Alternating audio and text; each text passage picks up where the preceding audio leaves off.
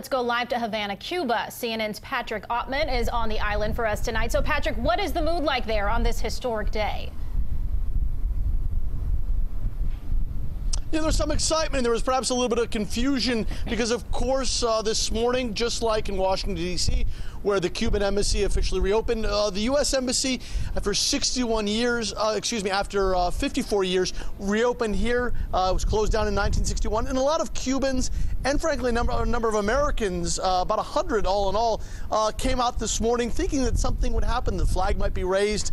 And we were asked throughout the morning if there would be some kind of ceremony. But that's going to have to wait until August 14th, when Secretary of State John Kerry travels to Cuba. He'll be the first Secretary of State from the United States to come to Cuba since the Cuban Revolution, and he will officially open up the embassy, run up the flag, and hold a ceremony here, much like the Cuban government held a ceremony today. It'll really be a celebration of American culture and as well of American diplomatic efforts over the years. But we heard both John Kerry and the Cuban foreign minister say today that despite the serious differences between these two countries, it really is time to turn the page and have a new beginning between these longtime Cold War enemies. Patrick, a lot of people here in South Florida are hoping that restoring ties brings about some positive changes on the ground for the Cuban people. Have you seen any sign of that over the last several months?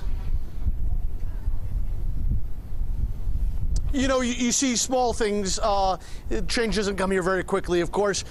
Just a few weeks ago, for the first time, the Cuban government has set up internet hotspots, and to a certain degree, we know of U.S. companies that are now permitted to help with infrastructure, creating internet and telecommunications infrastructure on the island. There's certainly more hope. There's certainly many more visitors here that are helping the Cuban economy. You have companies like Airbnb that have opened up services where it allows American visitors to directly rent from Cuban homeowners who are renting out their homes, and that's been tremendously helpful to Cubans who are engaging in small businessmen and small businesses for the first time in their lives that they've been permitted to do that. So we're seeing some small changes, but of course it's not enough for many people.